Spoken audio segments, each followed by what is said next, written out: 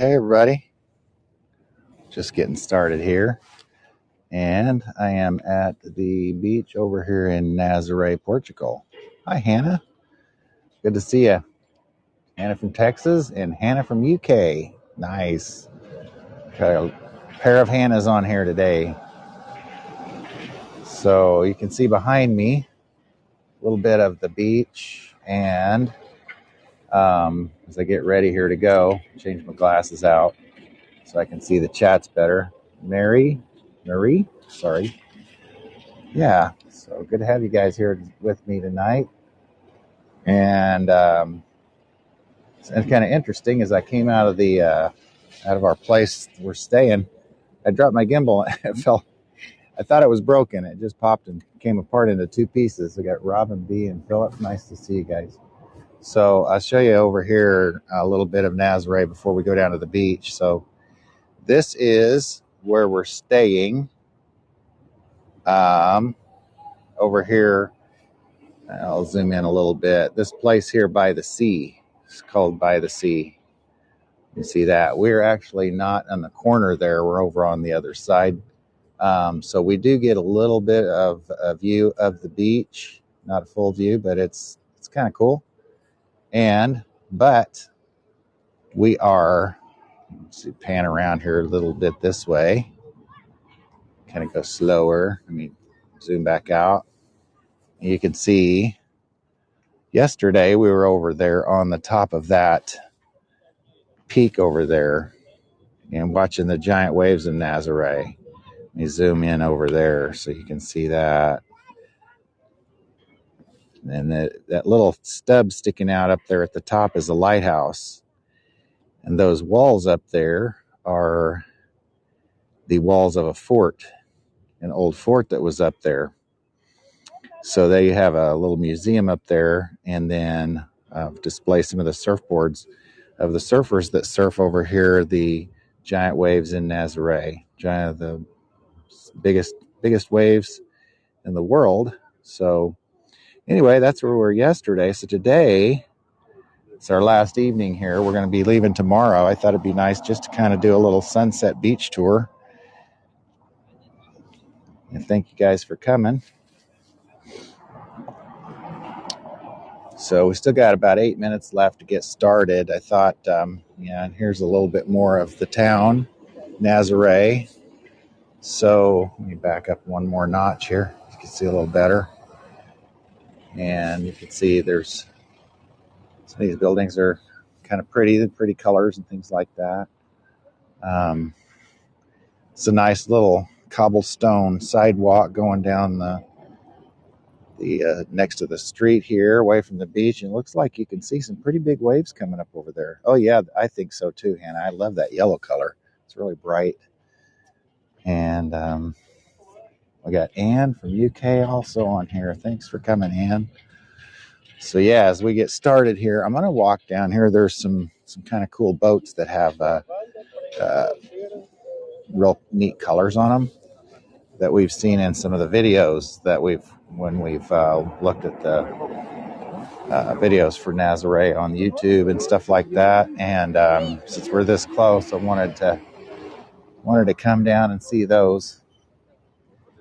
And I'm actually walking, which is not uncomfortable too much. I'm walking in super wet shoes because we were taking pictures. We went over to the North Beach, which is over on the other side of the cliffs there, Praia de Norte, where the surfers go in and out of the surf. They get towed out there on jet skis, and then they surf those big waves back in.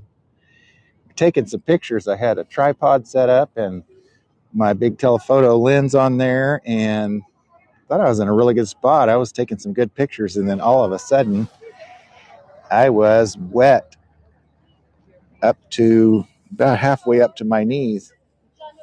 So, so when we got back to the hotel, I washed all the sand and seawater and everything out of them.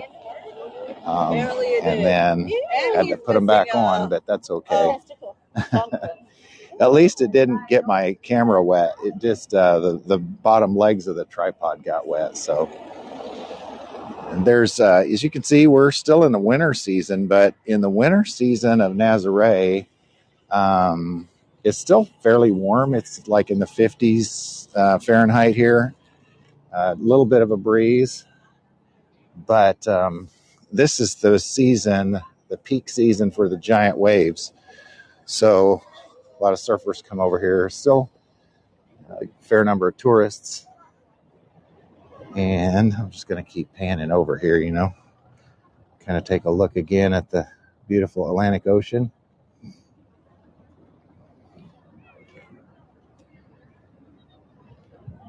So it's not too crowded, but there's, a few people here. The shops are open. Most of the shops are open. Some are still closed for the winter, but you can see the restaurants over here open. And the shops, there's a little shop over there. Got some souvenir t-shirts and stuff and some cork handbags. Still 4 minutes till we actually get started, but I'm happy to have you guys on here early. It always helps to have some early folks kind of get me going. Start talking. Kim O, Joyce, and Jane C. Good to have you today. So as we kind of look at, just kind of showing you a little bit of both sides so that as I'm walking down the sidewalk here, you'll notice too,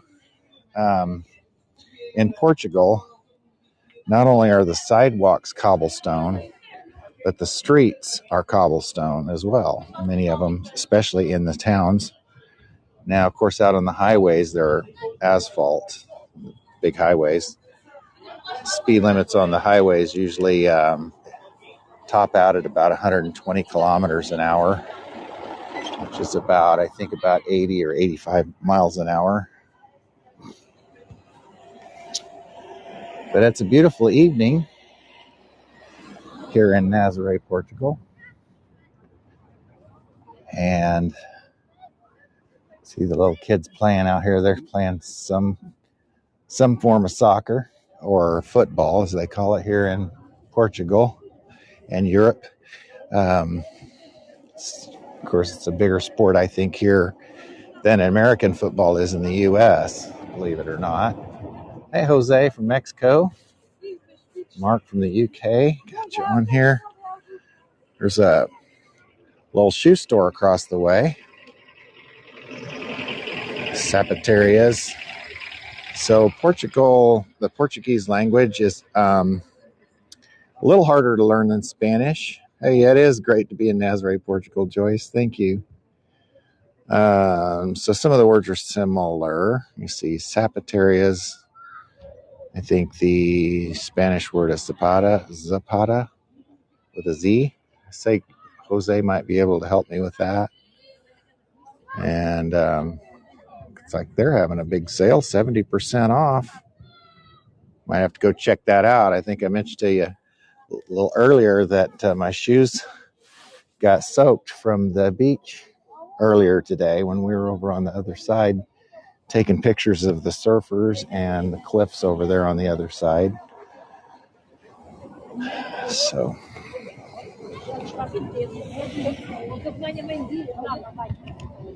yeah.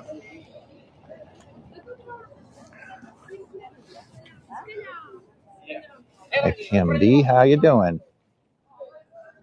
So got about a minute left here as we walk down the beach.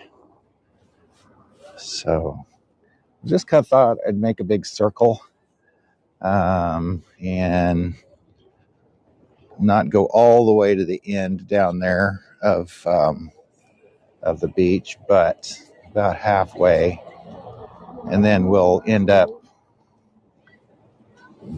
going back towards the sunset, which will be nice.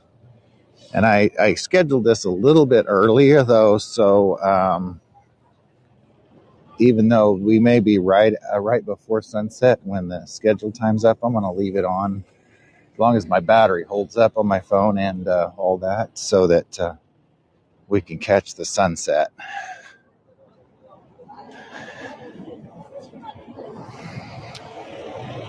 So when I get down here a little ways farther and we get 0 hour, I'll introduce myself. So some of you may be new on here and have not seen my tours yet, so there's a little Sunset Boulevard Cafe. So a lot of the restaurants here, of course, serve seafood, and codfish is the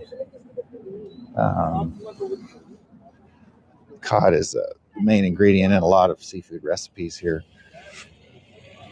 Yeah, thank you, Mark. Yeah, I'm sure. Yeah, we're really enjoying this time. So a little bit about, okay, we're clear into starting the tour proper. So hi, Helen. Good to see you all the way from Tucson. So, okay, guys, it's Rick Roach from Hago, and we're going to do a sunset beach tour. As you can see behind me, the sun's getting a little bit lower in the sky. So I'm just going to walk up and down the beach here. First, I'm going up the sidewalk so you can see a little bit of the city of Nazare. It's about 15,000 population spread out across the municipality, about 10,000 in the city itself. And the city's divided a little bit up into a couple of regions. And so I'm down on the lower part. If we go around here, I'm going to pan around so you can see a little bit more of the city. You can see up on the top of the cliff there, that is a part of Nazare called Sitio, Sitio. And right up there, there's a whole community. It is a lovely place, Helen. And there's a lot of shops and things up there. There's a lot of people live there. Nazare used to be a fishing village and depended heavily on the fishing economy. And now they are very tourist-driven economy, especially with the giant waves of Nazare that were discovered here. Probably about they were, of course, they've been here for eons. The vehicular railway. Oh yeah, off in the distance there. That's a good question. So they call it the elevator or ascendor. Let me zoom in back in over here where you can see that. Right there, yeah. So there's a tram that goes up the rails right there. And we actually rode that yesterday. But down here, it's just an easy walk from town over there. And it is, I believe it was €2. Yeah, it was €2 each way.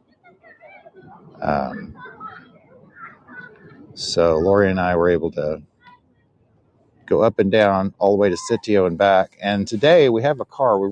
We did rent a car this time to come over here. We drove over to North Beach today, that north on the other side of the cliffs there, to take some more photos of the surfers today. There weren't as many surfers today as there was yesterday. The waves weren't quite as big. But we wanted to get some different angle and take some pictures of the cliff there and the lighthouse and stuff from down below. It's a little windier over there on that side of the beach.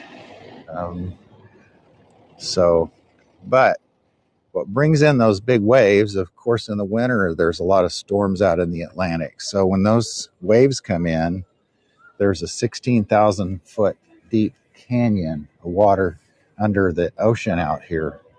near the shore, and that amplifies the waves as they come in and produces waves up to 100 feet tall. Hi, Becky and Ivan. Good to have you guys.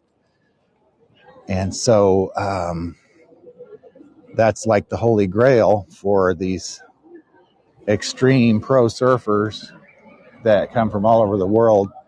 They want to ride a 100-foot wave. The highest or the tallest wave that has ever been ridden so far is 86 feet. And it was ridden right over here in Nazare, right off the tip over there. Let me pull back around and let you see it again. Okay, there's a net between us now, but for the soccer and stuff, they got a soccer field in that area right there. It keeps the soccer balls from getting away from them. Hi, Jill and Erica. Oh, nice to see you. Yeah, so off that point on the other side is where the big waves come in. The waves are big over here, but they don't get amplified by that canyon like they do on the other side. So I continue to make my way down through here. It's a beautiful evening in Nazare, Portugal, and I'm kind of pan back over here so you can see some of the shops. Cornwall. Oh, okay. Yeah, I've never been there. It's interesting. I'd have to maybe take a video tour there, a Hago tour there sometime so I can compare. But we actually live in Tavira, Portugal. We moved there in September 2022 last year. And so we've been trying to see as much of Portugal as we can this year. So even though we're in the winter season, there's still a lot to do here. And so we saw the forecast. They can only forecast those giant waves about 3 days or 4 or 5 days max before they occur. They know these storms out in the ocean happen, and they watch the currents, the wind, all of those things, all those factors, the undersea currents. Edit, good to see you. For those big waves to occur, and then they have a website that keeps all that data, and it's pretty complex. The whole Meteorological Society of Portugal and these other scientific communities that study the waves and the ocean and the ecosystem and everything, how that pulls together. They have a website called Big Waves Nazare, and that's where they post it.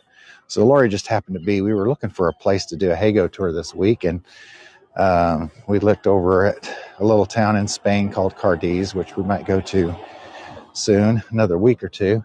But then we've always wanted to come to Nazare, and then she saw there were going to be some big waves. So we jumped on a bus because the trains are off schedule due to a strike. Caught a bus to Faro, which is about a 30-minute drive or train ride from our place in Tavira. We live in the Algarve region, down in the southern Portugal. Right now, we're in what's called the Silver Coast region of Portugal, and it's about an hour and a half to 2 hours north of Lisbon. It's really, really beautiful. So I just thought I wanted to and we'll look at them from the other side too. So now the sun's kind of behind these, but these beautiful boats they've set out here for people's enjoyment to have some good pictures, photo ops. So I thought it'd be good for you guys to be able to get some postcards that way.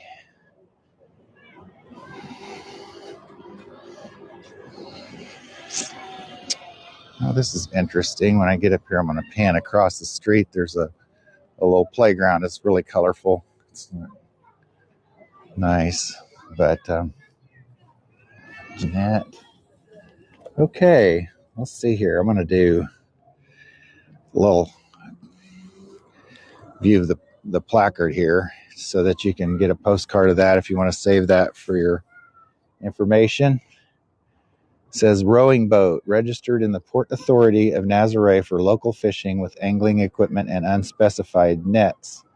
It was the auxiliary boat of the Candil boat Vagos with maximum capacity for 2 crew members.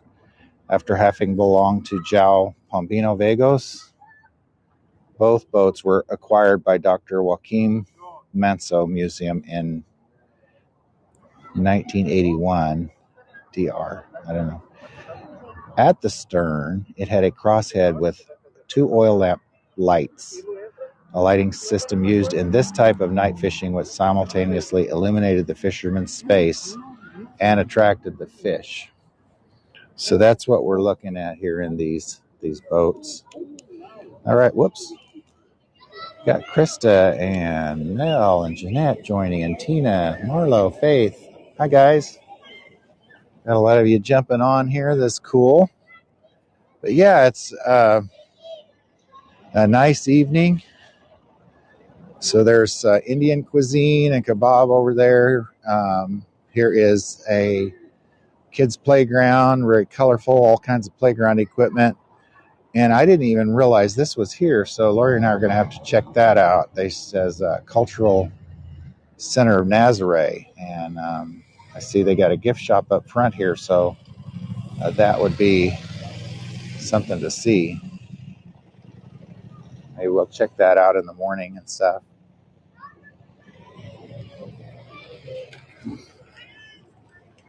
So here we are at the in Nazare, Portugal. It's a wonderful beach. This is it's called Praia de Nazare, the beach of Nazare. And then, like I said, on the other side is the Praia de Norte. Yeah, it is beautiful here, and the sky always seems so blue and pretty over here in Portugal. The Atlantic Ocean is so bright blue, and just really brings the color of the sky out. Okay, Barco Sol da Vida. This boat was intended to the arsenal local fishing with angling device, trammel nets, seines, and buckets. This boat, Sol da Vida, was donated by the family of Mr. Jose Manuel Limpino Salsina, owner of the Town Hall of Nazare, to integrate this exhibition of traditional boats, which represent part of the history of this village. So here's a picture of that boat right here. Sol da Vida. And then I'm going to pan around here and pan back down this way when I get a little farther where I can get the sun on these beautiful colors of these boats, so you can get some nice postcards. And yeah, share those postcards. Throw them up on Hago and the Facebook Hago website or Facebook page. I like to see those, and I know a lot of people like to share those. Hey, Yua, and it's good to see you here. I'm trying to capture the sun as it goes down and get the beautiful sunset here in Nazare, Portugal. There's of course, with this being right on the beach, there is a lot of apartments and hotels that have sea views. And kind of pan back around here a little bit. You can see it's beyond the beach. It's pretty hilly, and so a lot of the city is up higher. Like here's some more of the city. As I mentioned before, we'll pan back over and I'll show you a little bit more of Sitio, which is up on the cliffs up above. And you can see in the distance, there's Sitio, part of Nazare. As we saw, that tram takes you up to the top for €2. Over here, you can see just to the right of that light pole there is a what is a water tower. In a couple of places that I know of, and I know of at least two, one is in Tavira and one is in another city, they have converted those, I think Lole maybe. They have converted those into what they call a camera obscura. So through a series of mirrors and lenses, they bring in the city view, and you can actually see the city live through those. And I'm planning to do a Hago tour on the one in Tavira soon, so don't forget to watch for that one. I'm a little behind on getting some things posted for my schedule, but follow and get those notifications set up, and you can see those, and we'll have those on. Okay, the dried fish. Okay, so this is showing a little bit about the dried fish. Museum de Peixe Seco is a project of the municipality of Nazare whose main objective is the preservation of this ancestral tradition. This project includes the Estandarte drying ground, where are concentrated the fish wives engaged in this activity, and the requalification of the cultural center of Nazare Old Fish Auction Market. Tourism is one of the main activities in Nazare, and the Museum de Peixe Seco Living Museum will allow to consecrate a differentiating element of the local culture as a tourist attraction, thus offering at the same time better working conditions and the creation of new jobs in order to maintain this custom. The tradition of sun drying the fish in Nazare is so old that it is so lost in the collective memory of a community that has always been connected to the sea. So you can see over here, pan back down, this is what it looks like when they have fish out on these drying racks. So with cod, they heavily salt it to preserve it, and you can see there's some of the fish that have been dried here, and then the big tables, the fish drying tables and such, right through here. And so when they use so much salt to preserve the cod that in order to, sorry about that, gimbal went a little crazy on me. You have to soak the cod like 3 different times to get all the salt out of it before you can prepare it in recipes. But it's a big tradition here, traditional dish, and part of the mainstay diet of Portuguese.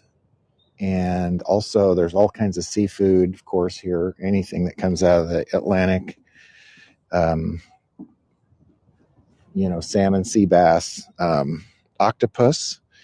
So they eat a lot of octopus, squid, shrimp, things like that.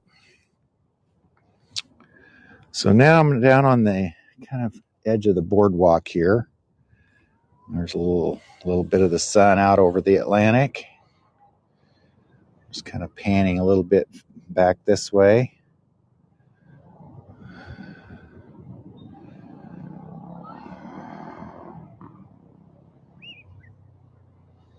So I hope you guys are enjoying the tour. I'm going to put my hood on a little bit. My ears are getting a little bit cold. It's somewhere in the low 50s here. A little bit of wind coming off the Atlantic, so it's a little bit breezy on the ears. Hi, Jennifer. You got here in time to see some of the beautiful Atlantic and the beach here in Praia de Nazarene. I'm sorry, I keep saying that, Nazarene, because I attended a Nazarene church in Oklahoma when I went there. Praia de Nazare. It's a little bit more of the city here. So I'm gonna head down to the surf a little bit so you can see some of the calm. Yeah, it is calm, Helen. It is, and it's very relaxing, Mark. I want you to see a little bit of the surf and the waves. Just the power and energy of the ocean, of the Atlantic, is just sometimes awe-inspiring. And Lori is planning to join me on this tour, but she was in the hotel talking to her dad out in Oregon before I left. So there's a big time difference there. We're 8 hours ahead of the Pacific time. So catching up with people, sometimes we just have to make it work and kind of go with their schedule too. So it works both ways. Sometimes they're up at night and sometimes we're up at night. Shirley, so I grew up near the ocean in eastern Canada, miss the ocean. Yeah, that's something that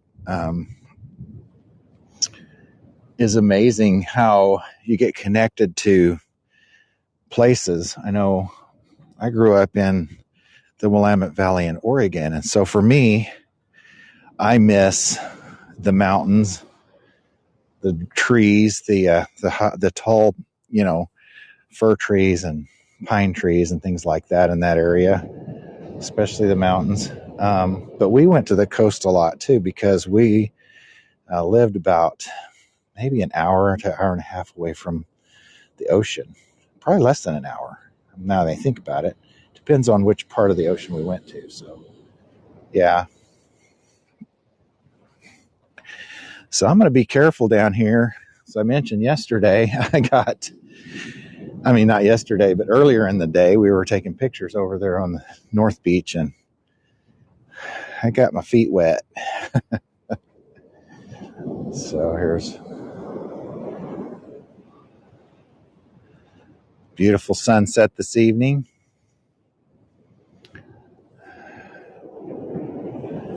Yeah, I'll go ahead and take my mic off, Shirley, and point it towards the ocean.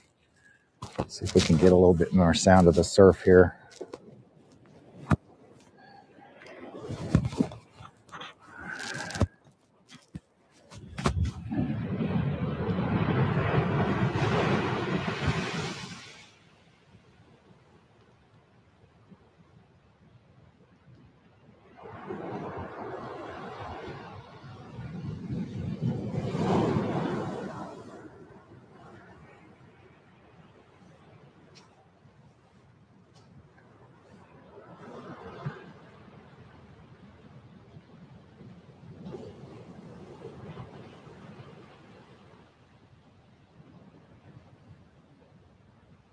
Yeah, it is very relaxing to hear that sound. Very relaxing to hear that sound.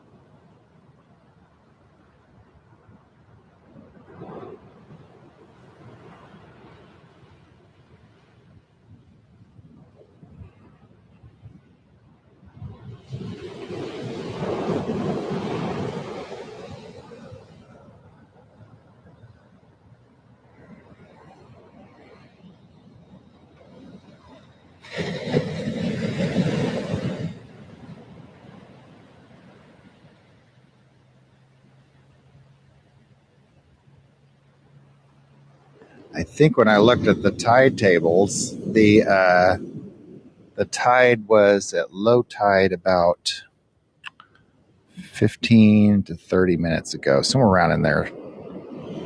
And so now the tide is slowly starting to come back in. It's called ebbing tide.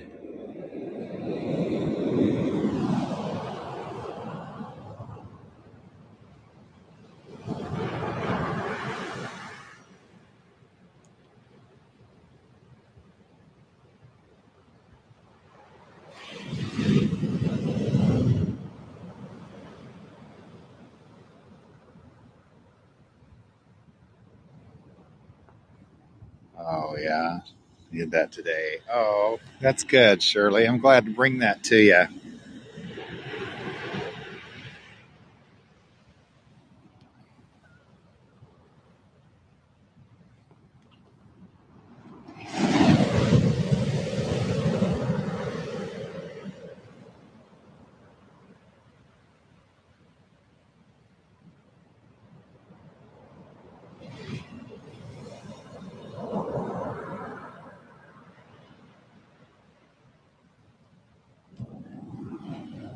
I don't know if you can see, but out quite a ways out, there is. Oh, hi, Elaine. Hi from England. Nice.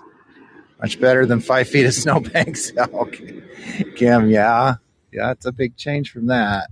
And Deborah joined. It's nice to see you, Deborah. I was going to see if I could. Yeah, the waves are wonderful, aren't they, Julie? There's a little fishing boat out there. You can get zoomed in and see if you could see it. Uh, Barely can see it out there on the horizon, kind of bobbing up and down in the waves there.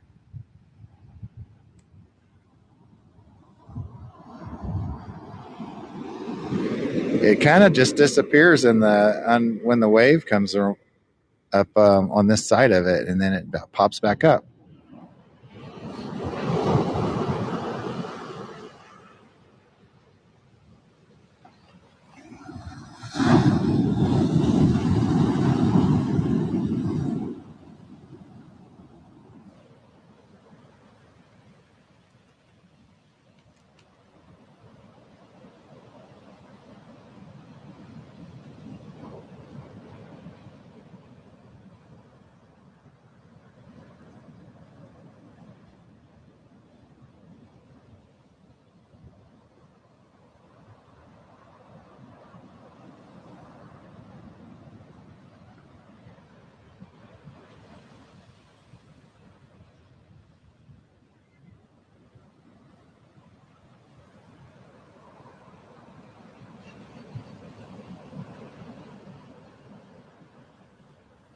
Jennifer, you just moved out of Washington State. Oh, yes. Yeah, and you were, like, say you missed the bay, so you were over on the coast there. Um, oh yeah, I have some. Yeah, we actually lived in Washington State for a year. Lori and I did several years ago. After we got married, we moved to a little town called North Bonneville, Washington. It's in the Columbia River Gorge, right across the river from Cascade Locks, Oregon. You know, there's a bridge there, so sometimes people know about Cascade Locks, but they haven't heard of North Bonneville. And so we loved it there.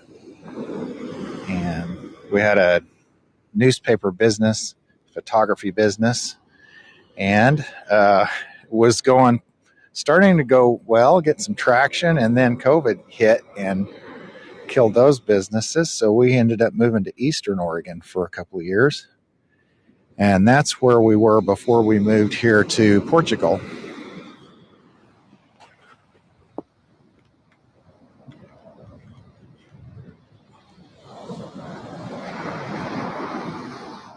So I'm just going to walk up the beach a little ways. Why Portugal? Good question, Becky. We actually kind of came to me as I was looking for a solution to us being able to travel more, but at the same time still have time off to see our kids and our grandkids. So we were working, normal kind of 9 to 5 jobs over in Eastern Oregon, and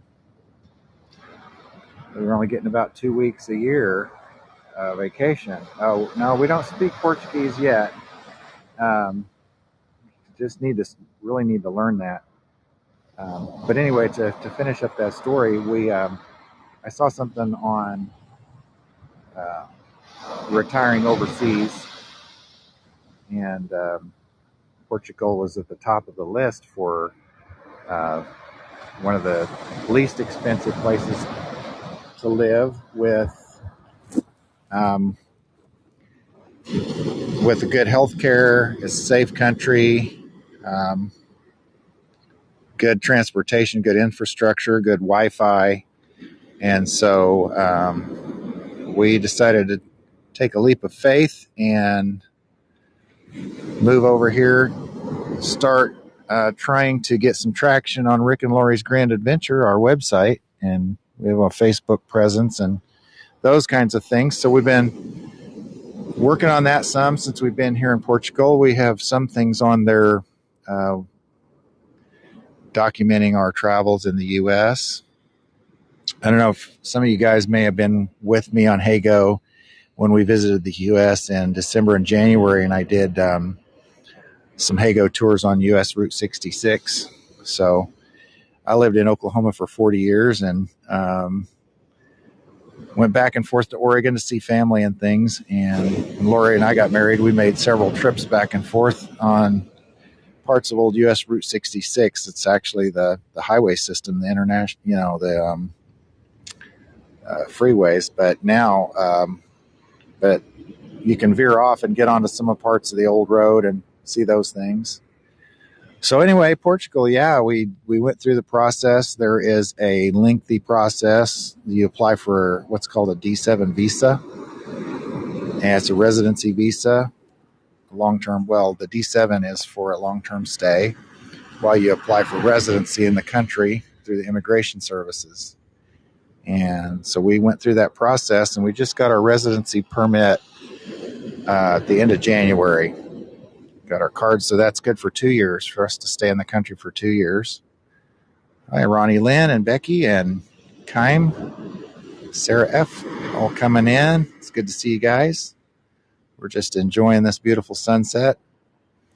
So yeah, Lori and I were trying to make a go of it, to write, travel, and take pictures like we originally had planned to do as much as possible when we got married. And this is a great place for it. Portugal is a good place to live and see the rest of Europe. So far this year, we've seen some places in some other cities and places in Europe, mostly in the Algarve region where we live in Tavira, little town there, beautiful little town of about, I'm thinking that was about 25,000 in that town, that city, municipality area.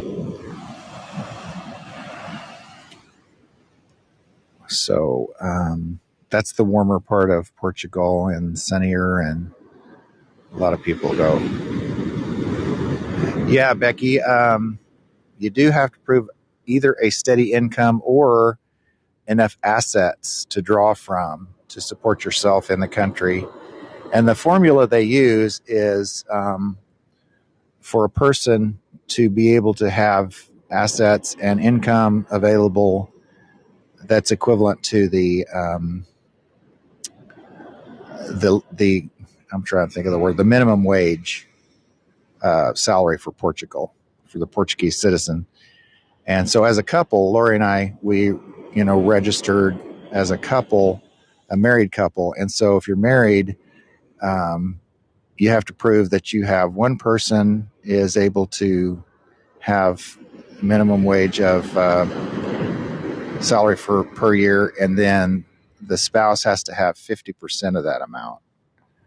So I think it went up a little bit this year, but I think the total amount in euros ended up being around 8,000 something euros per year for the first person. So by the time we added Lori on, we had to prove that we had income or assets that could provide income for around somewhere between 12 and 13,000 euros a year. And it's cheaper to live over here in Portugal, but it depends on what you're used to, your lifestyle, and those kinds of things. And depending on what part of the state you come from. So it's a lot cheaper than, some of the bigger cities, and California, Southern California would be a lot cheaper than that, or even on the East Coast. Not as much cheaper as maybe somebody from the Midwest making that move, but still some things are cheaper. And we actually decided to move over, and our intention was to sell our property that we had out in Oregon, and it didn't sell, so we had to rent it out. We're renting right now, Becky. And like I said, we're residents good for 2 years. We didn't know for sure how that would all work out, and you do have to prove that you have residence established here for a lease for at least a year, or you have to own property here before you can go through that residency program. Yeah, Dolores, it would be much cheaper than Seattle. I would say probably a third of the cost, if not less. And again, Seattle's a big city, so I'm just kind of guesstimating on that. But we don't have a car here. We rent a car when we need to, and we just use the transportation system. The monthly rent depends on where you go, and just like everything else, its location is the primary thing.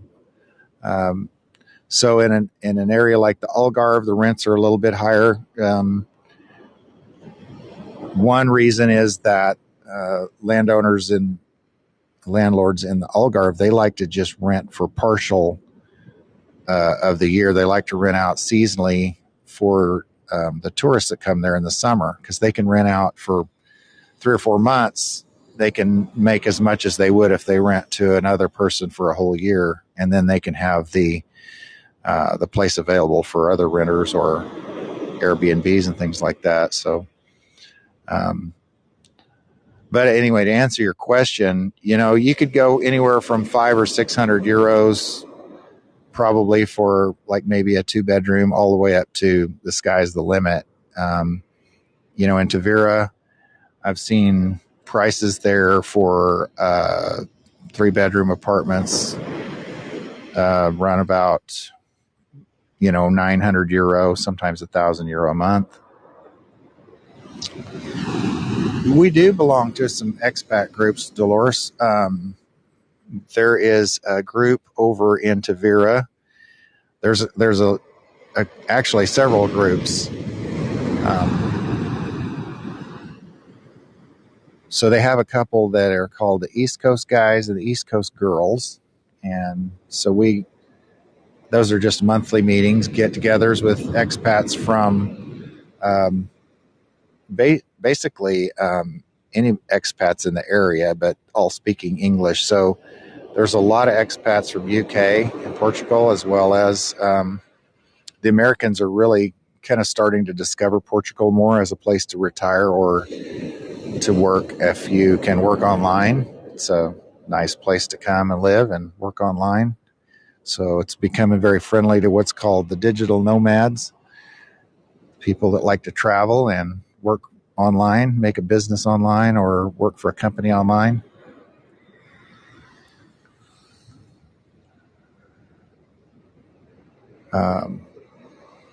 So anyways, but yeah, if the farther you go inland, the less infrastructure there is for transportation. So you have to kind of weigh out if you're going to have a car or not. If you're very far away from the bigger cities and the transportation system along the coast, you'll find that you're probably going to need a car. So that's an expense that we don't have. We still have a car in the U.S., but we don't need one here. Like I said, we did rent a car to come up here to Nazare. We could have come public transport all the way up, but we wanted to make the trip in a shorter amount of time to get to the giant waves that were coming in up here, and so we did that. Made a shorter trip for us. It would have took us about from Tavira to get up here to Nazare on public transportation about 7 hours, probably something like that, 7 or 8 hours. and we were able to rent a car in Faro, which was 30 minutes from our house, and then drive about 3.5 to 4 hours to get up here. Thanks for following, guys. I really appreciate it. Kim and Becky and Jennifer. Yeah, follow, set up those notifications. Like I said, I don't have anything on the schedule right now, but I'll be putting some stuff up soon. Oh, thank you, Shirley. Yeah, we love it here. We're definitely and say retiring. We're not quite retired. We're semi-retired. We have a little bit of income from a pension, but still trying to make the income on our website and some other ventures that we have online and so forth. So, but definitely enjoying our time here.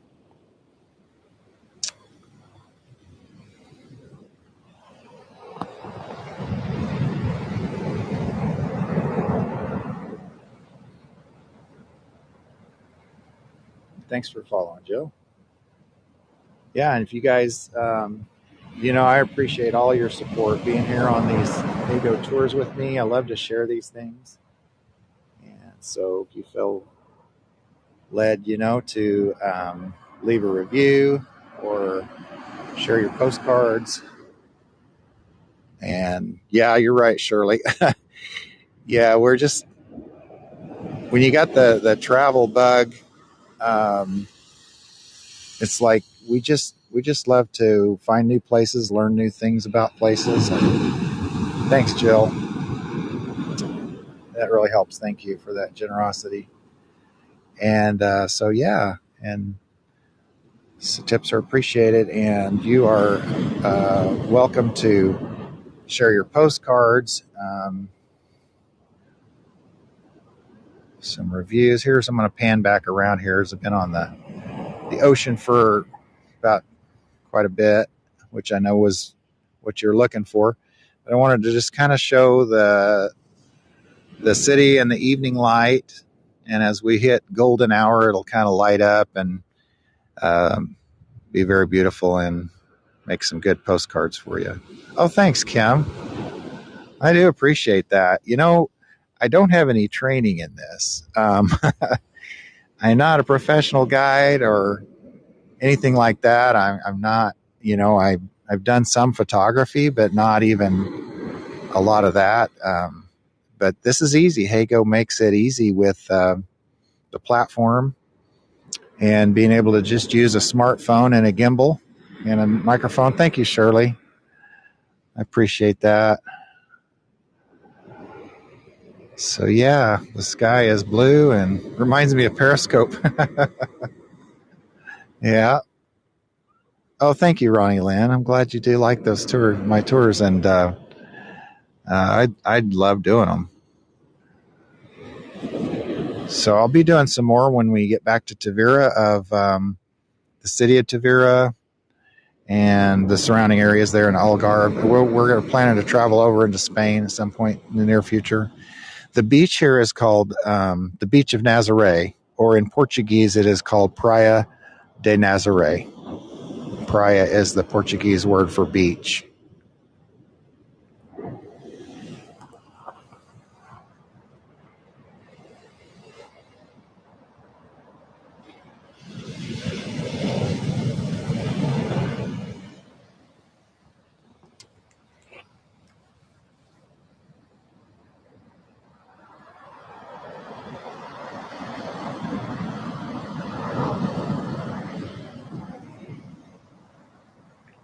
I'm actually going to turn this around so you can see me. You can see I got my hood on out here. Sorry. Get this microphone back up close to my mouth where you can hear me again. Oh, okay. That's cool, Shirley. Oh, that's nice. Yeah, good. Yeah. Does he ever get on any of these tours? It'd be cool to see him get on here too.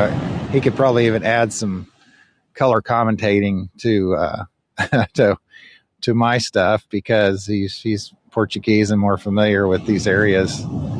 He'd probably be nice to do that.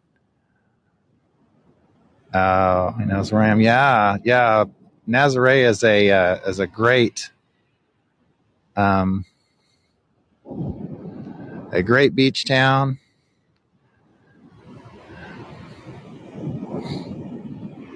You can see there's a ship out there in the background behind me, but we're going to pan on over this way. Get that beautiful beach behind me and the sunset and the waves. I got to be careful here, or and watch this. The tide is actually coming in, so I don't want to get wet again. So good to have you guys here today. Enjoy this wonderful day with me.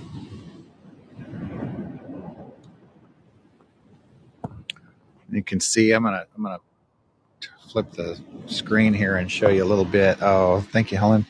Show you a little bit. The lights are starting to come on in the evening here, and this little town, and show you a little bit more over there. There's a restaurant down at the very end. I think it's called the Del Mar restaurant. We haven't tried that one yet. There's the rail tram system that goes right up the hill there. Have they had any migrants that cross here or not? Deborah, I'm not sure of that. That's a good question. It's a good question. I know that Portugal has a lot of immigrants. They're a very welcoming country. And so I know there's a lot of Nepalese here. But there are people here from all over the world. And a lot of people from the UK retire here or come on holidays in the summer. So Bob, why Portugal? Yeah, we're living here. We moved here in September 2022 last year. A little town called Tavira. I say a little town. It's 25,000 people, so it's got everything we need. And it's got a train station that connects to all of Portugal. It's in the southern region of Portugal in the Algarve. And the Algarve is the sunny region with the nice beaches. This is a great beach here as well. We're in what's called the Silver Coast here. And why Portugal is because it is one of the least expensive places to live in Europe. It is safe. It's got a good health care, a good infrastructure, a good Wi-Fi, all those things. So we need the technology for, online business and stuff. How is the income taxes? Well, we actually from the U.S., we still pay the IRS in the U.S., and any American who travels abroad will do the same. The United States is one of the few countries that taxes its citizens even when they go abroad for any income they make. But the income taxes here, as an expat, you can apply for what's called an NHR, a non-habitual residency, and get a tax break for the first 10 years. And I believe the flat tax rate is about 10% on that, depending on your occupation. So they give some good tax breaks for people moving to Portugal. They also have what's considered a golden visa. Some places call them golden visas. So if you buy property here in Portugal, you can automatically qualify for a visa. It has to be, and I'm thinking around 380,000 or so. But they're starting to limit that because some of the areas that they've been allowing golden visas are starting to have some issues with maintaining enough property, enough places for the Portuguese residents. Well, listen, guys, I am getting just to the end here of the tour. And as we wrap this up, I'm going to, thanks, Bob. Retired? No, Kim. I have a pension from a retirement from the education system in Oklahoma. But we're trying to make a go of travel writing and photos and sharing our adventures on Rick and Lori's Grand Adventure. So you can find us at rickandlori'sgrandadventure.com and join my Hey Go tours. Follow and get those notifications, and we'll go again. So, all right. Thank you guys. I love you guys. God bless, and I'll see you next time.